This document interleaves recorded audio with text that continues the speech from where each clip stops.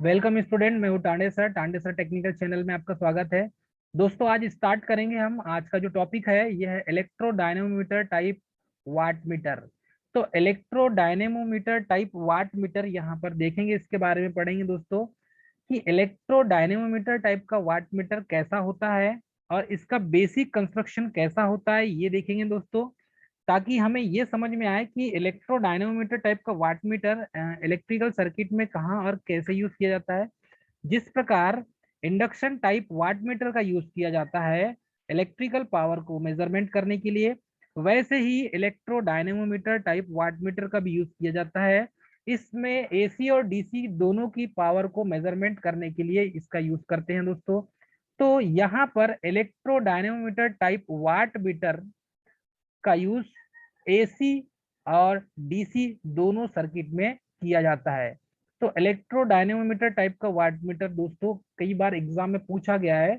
यह एसी और DC circuit, मतलब कि एसी की पावर को यदि मेजरमेंट करना है तो आप इलेक्ट्रोडायनेमोमीटर टाइप वाट मीटर यूज कर सकते हैं, या आपको डीसी की पावर को मेजरमेंट करना है तो आप इलेक्ट्रोडायनेमोमीटर टाइप वाट मीटर यूज कर सकते हैं। इसका जो स्केल होता है दोस्तों, ये स्केल यूनिफॉर्म स्केल होता है।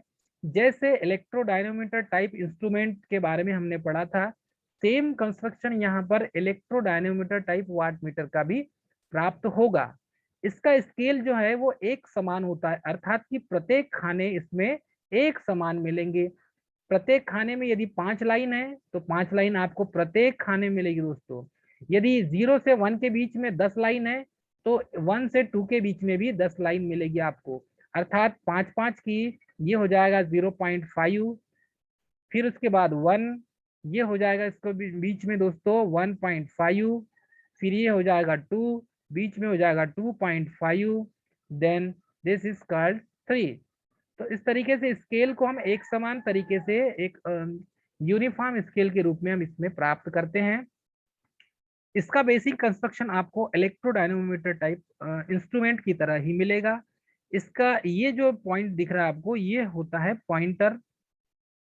इस पॉइंटर का स्केल के ऊपर चलना और जहां पर इसका रुकना होगा उतना रीडिंग ये प्राप्त करके हमें देगा दोस्तों।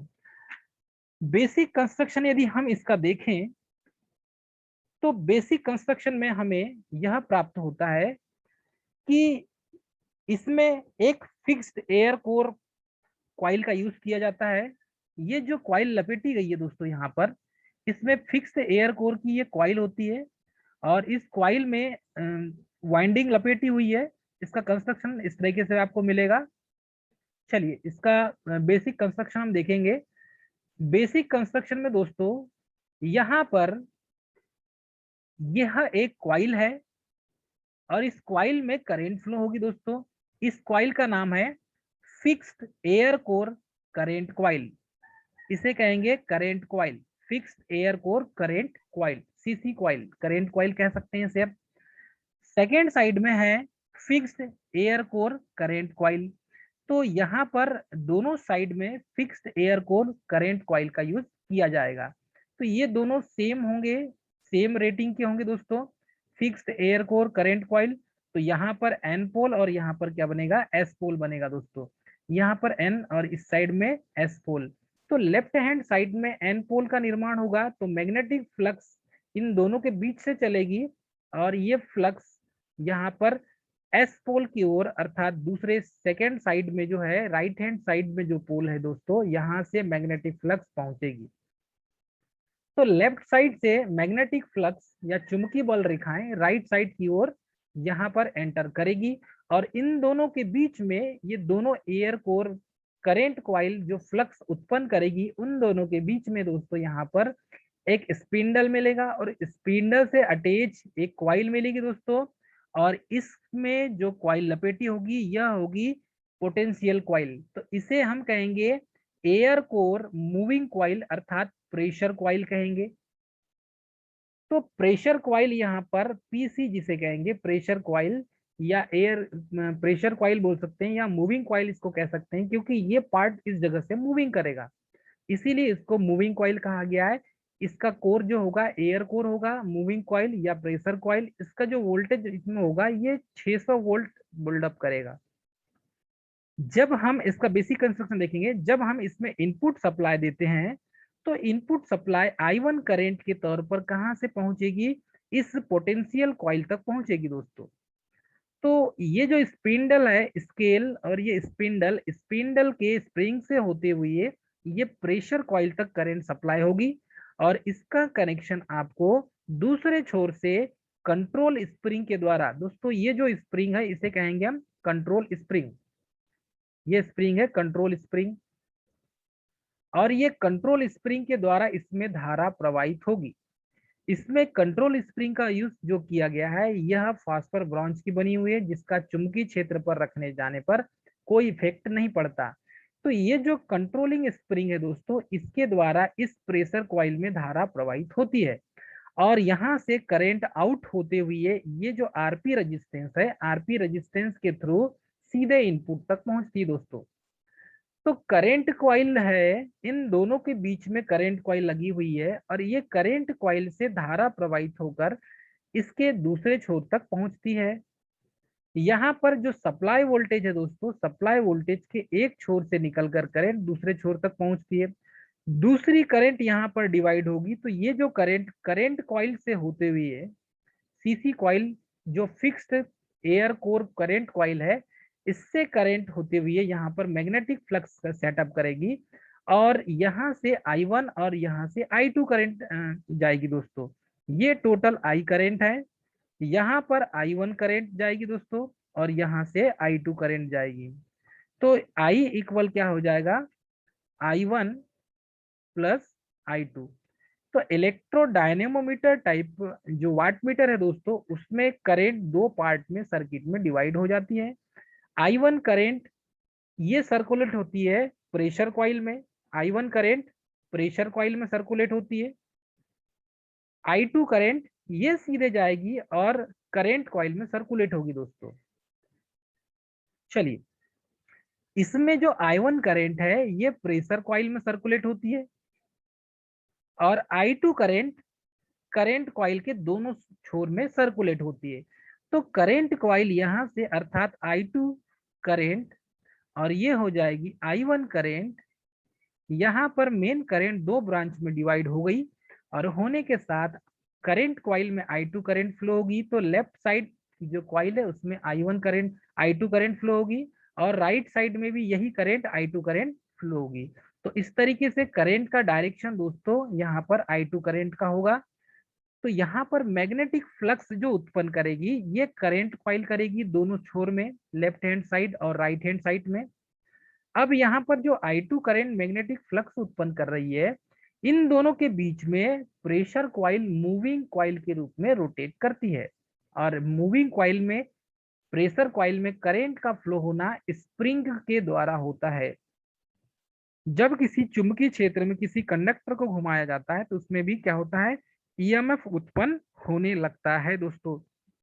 अब इसके साथ में यहाँ पर एक रेजिस्टेंस कनेक्ट है आरपी, जो 100 से 20 एम्पियर तक होगा, मतलब कि 100 मिली एम्पियर से 20 मिली एम्पियर तक की इसमें करंट फ्लो होगी दोस्तों।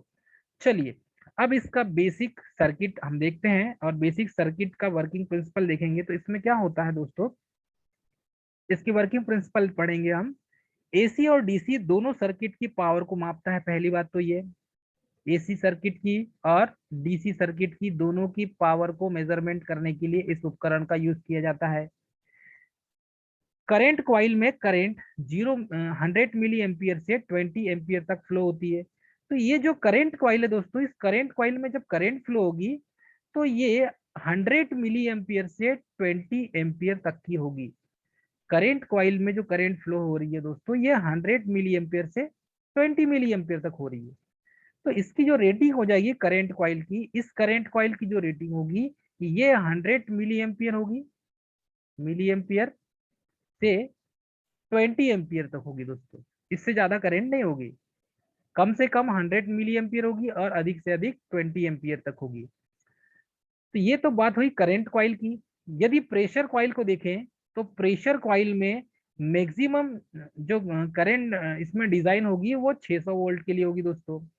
तो प्रेशर कॉइल में 600 वोल्ट यहाँ पर उत्पन्न होगा मैक्सिमम 600 वोल्ट उत्पन्न होगा दोस्तों। स्पार्किंग ब्रेक होने पर इंस्ट्रूमेंट इसमें ऑपरेट नहीं होता। यदि यहाँ पर स्प्रिंग खराब हो जाए, यदि यहाँ पर स्प्रिंग खराब हो जाए या टूट जाए या नष्ट हो जाए या खराब हो जाए, तो ये इंस्ट्रूमेंट काम नहीं करेगा। इंस्ट्रूमेंट काम इसलिए नहीं करेगा क्योंकि इस स्प्रिंग से होती हुई है I1 करंट फ्लो होती है, और यदि स्प्रिंग ब्रेक हो जाए तो इसमें मैग्नेटिक फ्लक्स उत्पन्न होगा नहीं इसके रोटर पार्ट में, अर्थात कि यही पार्ट मूविंग पार्ट होता है। और ये जो प्रेशर कॉइल कनेक्ट है इसमें इसमें करंट फ्लो नहीं होगी दोस्तों। इसीलिए यदि स्प्रिंग खराब हो जाए, स्प्रिंग ब्रेक हो जाए, तो यह इंस्ट्रूमेंट ऑपरेट नहीं होता दोस्तों। यदि इसमें देखें इसका डिजाइन, तो बेसिकली करंट कॉइल इसमें सीसी कॉइल देखा जाए तो ये 100 मिली एम्पियर के लिए डिजाइन होता है, और प्रेशर कॉइल इसमें 600 वोल्ट तक के लिए डिजाइन किया जाता है। तो करंट कॉइल इसमें 100 मिली एम्पियर और प्रेशर कॉइल 600 वोल्ट के लिए डिजाइन किया जाता है दोस्तों। करंट कॉइल वोल्टेज के इन फेस में होना चाहिए, नहीं तो इसकी रीडिंग में एरर आने लगता है। तो जितनी भी करंट कॉइल होगी इसमें ये वोल्टेज के इन फेस में होना चाहिए दोस्तों। यदि करंट कॉइल वोल्टेज के इन फेस में नहीं होगी तो इसमें इसके रीडिंग में एरर आएगा। अर्थात ये कह सकते हैं कि यहाँ पर जो करंट कॉइल यूज की गई है, ये जो सीसी कॉइल है दोस्तों, ये पीसी कॉइल के प्रेशर कॉइल के इन फेज में होना चाहिए। यदि इन फेज में होगी तो ही यहाँ पर रीडिंग देगा। इन फेज का मतलब यही है कि इसमें जो करंट की वेव शेप है ये दोनों इक्वल चले, समान चले। करंट और वोल्टेज की वेव फॉर्म एक ही समय में जीरो और एक ही समय में मैक्सिमम होना चाहिए। तो करंट कॉइल की भी वोल्टेज और प्रेशर कॉइल की वोल्टेज ये दोनों इन फेस होना चाहिए दोस्तों। आउट ऑफ फेस होंगे तो फिर दिक्कत हो जाएगी। तो दोनों इन फेस होंगे तो ही रीडिंग सही प्राप्त होगा, और आउट ऑफ फेस रहेंगे तो रीडिंग सही प्राप्त नहीं होगा दोस्तों। यही चीज को यहाँ पर समझाया गया है। सेकेंड थिंग, इसका यूज एयर डेम्पिंग में यूज किया जाता है, अर्थात कि एयर डेम्पिंग सिस्टम इसमें यूज किया जाता है। एयर डेम्पिंग फ्रैक्शन यूज इसलिए किया जाता है, देखिए यहाँ पर एयर कोर है, और जब एयर कोर है यहाँ पर तो इसमें जो डेम्पिंग टॉर्क यूज करेंगे हम, देखिए कोई भी इलेक्ट्रिकल इंस्ट्रूमेंट हो उसमें तीन प्रकार की टार्क उत्पन्न होती है। एक तो डिफ्लेक्टिंग टॉर्क, दूसरा है कंट्रोलिंग टॉर्क, और तीसरा है डैम्पिंग टॉर्क। ये तीन प्रकार की टॉर्क किसी भी इलेक्ट्रिकल इक्विपमेंट में यूज किए जाते हैं। तो जब डैम्पिंग टॉर्क कंट्रोलिंग टॉर्क के बराबर हो जाता है तो पॉइंटर क्या हो जाता है, स्टेशनरी हो जाता है, मतलब पॉइंटर रुक जाता है। तो ये पॉइंटर रुक जाएगा दोस्तों। जहां पर इसका रुकने का चांस होगा कब होगा, जब डैम्पिंग टार्क कंट्रोलिंग टार्क के बराबर होता है। तो यहाँ पर damping torque magnetic field weak होता है इसका, तो मैग्नेटिक डैम्पिंग टार्क का यूज करते हैं जिससे मैग्नेटिक फील्ड इसका वीक होता है। तो damping torque is proportional to equal to क्या हो जाएगा, फार्मूले से, इस फार्मूले से इसे देख सकते हैं।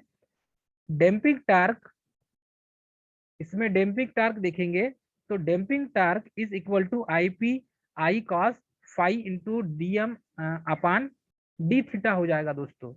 तो इसे हम इस तरीके से कनेक्ट कर सकते हैं सर्किट में। यहाँ पर हमने लोड को कनेक्ट किया है और इस साइड सोर्स को कनेक्ट किया है। तो जब लोड को कनेक्ट करते हैं तो ये लोड है दोस्तों। सर्किट में बेस फंक्शन ये होता है कि जब इस करंट कॉइल में और दोनों साइड की, लेफ्ट हैंड साइड की करंट कॉइल और राइट हैंड साइड की करंट कॉइल में मैग्नेटिक फ्लक्स क्रिएट होता है, तो चुंबकीय बल रेखाएं इस तरीके से लेफ्ट से राइट की ओर जाती हैं। और इसी बीच में ये जो प्रेशर कॉइल है, ये प्रेशर कॉइल इसमें भी वाइंडिंग लपेटी हुई है, तो ये चुंबकीय क्षेत्र में रखी हुई है दोस्तों। तो जब किसी कंडक्टर को या किसी कॉइल को चुंबकीय क्षेत्र में रखा जाता है तो उसमें क्या उत्पन्न होगा, ईएमएफ इंड्यूस्ड होगा। इसी कारण से ये जो प्रेशर कॉइल है इसमें 600 वोल्ट का ईएमएफ इंड्यूस्ड होने लगता है। अब ये जो प्रेशर कॉइल है जब इसमें ईएमएफ इंड्यूस्ड होगा और ये दोनों इन फेस में होंगे, करंट कॉइल का वोल्टेज और प्रेशर कॉइल का वोल्टेज जब दोनों इन फेस में होंगे दोस्तों, तो यह यहाँ पर हमें आउटपुट के रूप में रीडिंग प्राप्त करके देता है। इसे कंट्रोल करने के लिए controlling torque equal damping torque के बराबर होना चाहिए। जब कंट्रोलिंग टॉर्क डैम्पिंग टॉर्क के बराबर हो जाएगा तो ये पॉइंटर रुक जाएगा। इसमें जब इसका रिलेशन देखते हैं दोस्तों, तो रिलेशन में हमें ये प्राप्त होता है कि यहाँ पर इसका जो इक्वेशन बनेगा, ये इक्वेशन इस टाइप से बनता है दोस्तों, T D is equal to I P I cos phi into D M upon D theta. तो इसमें आईपी करंट आप प्रेशर कॉइल का करंट होता है, अर्थात प्रेशर कॉइल में फ्लो होने वाली करंट आईपी होगी। करंट जो है, करंट आप करंट कॉइल की, तो ये जो है करंट, इसको मान के चलिए आईसी, आईपी प्रेशर कॉइल की करंट और आईसी ये करंट कॉइल की करंट होगी दोस्तों। तो आईपी इज इक्वल टू क्या हो जाएगा, V upon RP. If pressure coil is pure resistive, क्योंकि ये जो प्रेशर कॉइल होगा ये क्या हो जाएगा, प्योर रजिस्टिव हो जाएगा और नॉन इंडक्टिव होगा। तो इसमें जो प्रेशर कॉइल यूज किया जाता है वो प्योर रजिस्टिव है और नॉन इंडक्टिव होता है। इसी वजह से आईडी जो करंट है, टोटल जो आईडी करंट है, ये होती है V I cos pi upon R P into D M upon D theta. तो इसमें जो कंट्रोलिंग टॉर्क उत्पन्न होगा वो के थीटा से होगा।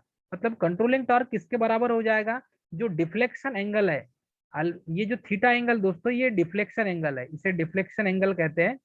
तो deflection angle alpha into K is a constant is equal to T C. तो इसमें कंट्रोलिंग टॉर्क थीटा के बराबर होगा। डिफ्लेक्शन एंगल है, कंट्रोलिंग टॉर्क थीटा के बराबर होगा दोस्तों इसमें। तो इस तरीके से इसे हम समझ सकते हैं। तो इसमें बेसिकली जो डैम्पिंग टॉर्क है कंट्रोलिंग टॉर्क के बराबर होता है।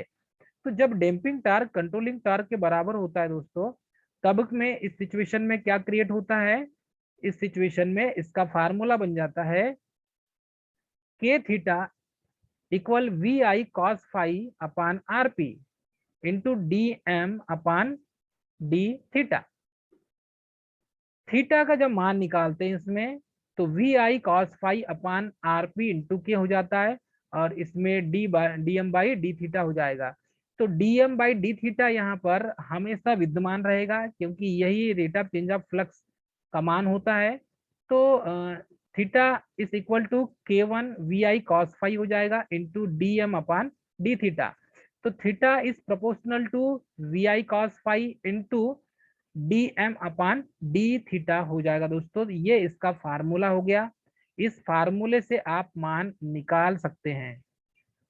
इसका जो स्केल होता है वो कांस्टेंट होता है दोस्तों। इसमें ये जो डीएम बाई डी थीटा होगा ये कांस्टेंट होगा, ये कांस्टेंट वैल्यू है डीएम बाई डी थीटा। तो इसमें जो डीएम बाई डी थीटा है ये कांस्टेंट वैल्यू है दोस्तों, ये चेंज नहीं होगा, ये स्थिर रहेगा। तो theta is proportional to V I cos five हो जाएगा दोस्तों। इसमें स्केल यूनिफॉर्म स्केल होता है, इसका इसका जो स्केल है ये यूनिफॉर्म स्केल होता है। यदि इसका इक्वेशन देखें तो इक्वेशन के तौर पर ये उभर के आता है, यदि यहाँ पर 100 डिग्री इसका स्पान होता है इस स्केल का, इसका जो स्पान है देखो D M upon D theta एक ये कांस्टेंट मान है, स्थिर वैल्यू है, ये कांस्टेंट मान कहलाता है। इसमें डी 100 डिग्री स्पान होता है, तो ये स्पान कैसा होगा दोस्तों, 0 पॉइंट से मैक्सिमम पॉइंट तक, 0 पॉइंट से मैक्सिमम पॉइंट तक जहां तक स्केल की रेंज होगी। तो 0 पॉइंट से स्केल की रेंज तक यदि आप एंगल को मेजर करेंगे तो आपको मिलेगा 100 डिग्री। तो इसका जो 100 डिग्री क्या होता है, इसका डिफ्लेक्शन होता है दोस्तों। स्केल यूनिफॉर्म होता है। यहाँ पर जब इसको ग्राफ के रूप में देखेंगे तो ये -50 हो जाएगा और ये क्या हो जाएगा, +50 हो जाएगा। इस तरीके से आप इसको सर्किट में सॉल्व कर सकते हैं। ठीक है, इसमें कुछ एरर भी होते हैं। चलिए एरर को देखते हैं कि इसमें एरर कौन कौन से होते हैं दोस्तों। तो इसमें error due to pressure coil. तो प्रेशर कॉइल में कौन कौन से एरर होते हैं दोस्तों, ये देखेंगे। इस प्रेशर कॉइल में जो एरर होते हैं ये error due to inductance of pressure coil. तो प्रेशर कॉइल का इसमें भी इंडक्टेंस होगा, तो इंडक्टेंस के कारण यहाँ पर एरर प्राप्त होगा, अर्थात कि जो करंट कॉइल और प्रेशर कॉइल यहाँ पर यूज की जाएगी, तो लेफ्ट साइड में सप्लाई वोल्टेज होगा, राइट साइड में लोड कनेक्ट होगा दोस्तों। तो यहाँ पर जब करंट कॉइल और प्रेशर कॉइल इस सर्किट से कनेक्ट होंगे तो इनके साथ एक रेजिस्टेंस भी कनेक्ट होगा। तो ये इंडक्टिव लोड होता है, ये जो लोड है ये इंडक्टिव है दोस्तों, इस वजह से यहाँ पर इंडक्टेंस के कारण एरर होगा, इंडक्टिव लोड होने के कारण। और रेजिस्टेंस यहाँ पर कनेक्ट है, तो सप्लाई कौन सी जाएगी, प्रेशर कॉइल में। तो प्रेशर कॉइल में प्रेशर करंट फ्लो होगी इसके इस सर्किट में, और करंट कॉइल में जो है इलेक्ट्रिक करंट फ्लो होगी इसमें। तो यहाँ पर करंट भी दो पार्ट में डिवाइड हो जाएगी, एक तो करंट कॉइल में फ्लो होगी और दूसरी प्रेशर कॉइल में फ्लो होगी दोस्तों। तो इस तरीके से इसको समझ सकते हैं। तो टोटल जो रेजिस्टेंस जो प्रेशर कॉइल का होगा वो क्या हो जाएगा दोस्तों, वो हो जाएगा RP equal RP plus R S हो जाएगा, अर्थात इसे हम इस तरीके से लिखेंगे। ये सर्किट का टोटल जो रेजिस्टेंस हो जाएगा दोस्तों, ये इस टाइप से हो जाएगा, सर्किट का टोटल रेजिस्टेंस। तो सर्किट का टोटल रेजिस्टेंस आप प्रेशर कॉइल का हो जाएगा RP is equal to small RP plus R S, small RP plus R S. तो ये इस वैल्यू में मान हम रख सकते हैं, जहां पर इंडक्टेंस आप प्रेशर कॉइल, एल क्या है, इंडक्टेंस आप प्रेशर कॉइल, इसमें ये जो एल है ये इंडक्टेंस आप प्रेशर कॉइल है, आई क्या है इसमें, करेंट आप करंट कॉइल है, करंट कॉइल में फ्लो होने वाली करंट, इसमें आईपी होगी करेंट आप प्रेशर कॉइल, तो प्रेशर कॉइल में फ्लो होने वाली करंट, और वोल्टेज अक्रॉस प्रेशर कॉइल। तो प्रेशर कॉइल में जितना वोल्टेज उत्पन्न होगा उसे वी से शो करेंगे हम। इसमें जेड पी इम्पिडेंस आप पैरेलल सर्किट का हो जाएगा, इम्पिडेंस आप पैरेलल सर्किट। तो पैरेलल सर्किट का इम्पिडेंस यदि हम देखें यहाँ पर तो इस टाइप से लिखा जाएगा पैरेलल सर्किट का इम्पिडेंस दोस्तों। तो Z equal impedance of parallel circuit. यदि ये इसका इम्पिडेंस देखते हैं तो इम्पिडेंस का फार्मूला हमें पता है, इम्पिडेंस का फार्मूला है R square plus XL square. तो यहाँ पर इम्पिडेंस जब ZP निकालेंगे तो पैरेलल सर्किट का, तो ये हो जाएगा रूट में आरपी का स्क्वायर प्लस ओमेगा एल का स्क्वायर और पूरे का होल स्क्वायर हो जाएगा दोस्तों। तो इस तरीके से हम इस इक्वेशन से यहाँ पर मान निकाल सकते हैं या इक्वेशन से फाइंड आउट कर सकते हैं। If pressure coil is resistive, अर्थात कि जब प्रेशर कॉइल रजिस्टिव थी, आर लोड था, उस समय मान इस टाइप से निकला, ठीक है। उसका फार्मूला ZP इक्वल रूट में आरपी का स्क्वायर प्लस ओमेगा एल का स्क्वायर हो गया। तो जब ये रजिस्टिव कॉइल था तब की बात है प्रेशर कॉइल, लेकिन जब प्रेशर कॉइल नॉन रजिस्टिव हो जाएगा, अर्थात कि रजिस्टिव हो जाएगा, पहले तो प्रेशर कॉइल इंडक्टिव था, तो ये जो ये है इंडक्टिव के लिए और ये हो जाएगा रजिस्टिव के लिए। चलिए इसको थोड़ा सा देख लेते हैं। ये जो है प्रेशर कॉइल ये इंडक्टिव के लिए है और इसके बाद वाला ये रजिस्टिव के लिए। तो ये जब प्रेशर कॉइल इंडक्टिव हो, अर्थात कि यहाँ पर एल कनेक्ट कर दिया गया हो, जब प्रेशर कॉइल इंडक्टिव हो तब के सिचुएशन में यहाँ पर इसका यूज करेंगे दोस्तों। तो उसका फार्मूला जो है इस टाइप से बनेगा, RP equal RP plus R S, RP is equal to small RP plus R S. लेकिन जब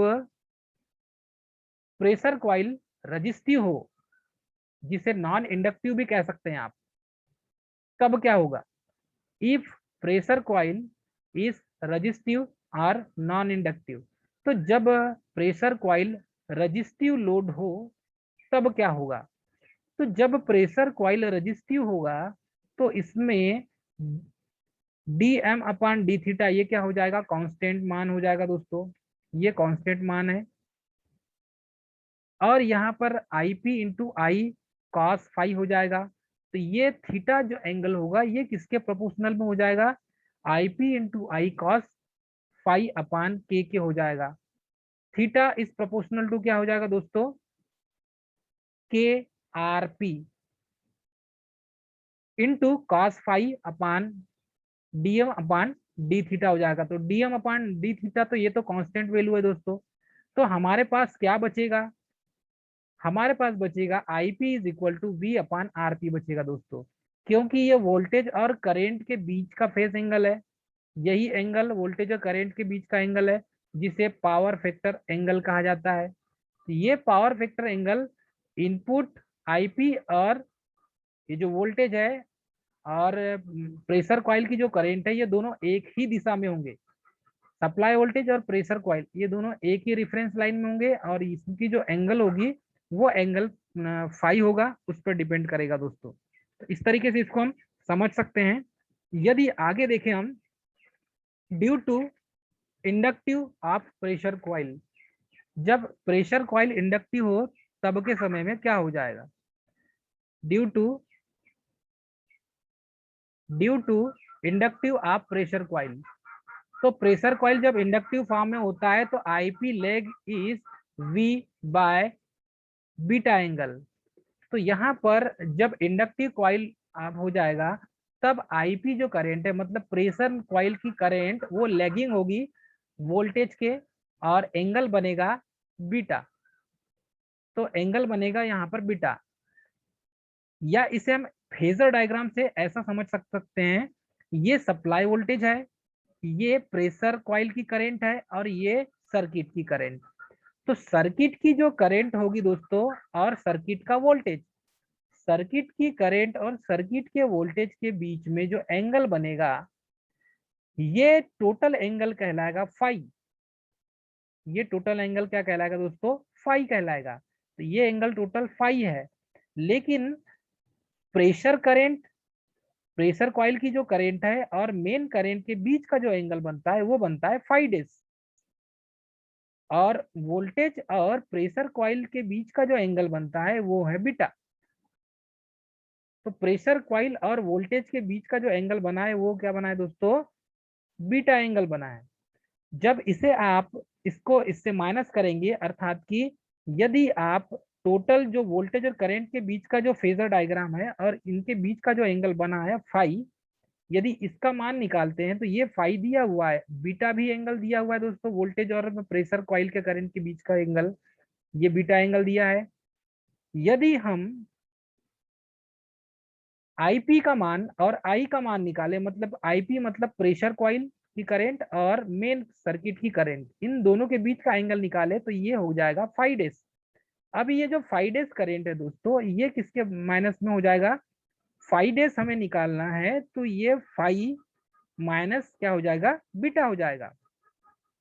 फाई करंट हमें फाई डेस का इसका मान निकालना है, तो ये फाई माइनस क्या हो जाएगा, बीटा हो जाएगा दोस्तों। तो इस तरीके से हम इसके मान को निकाल सकते हैं।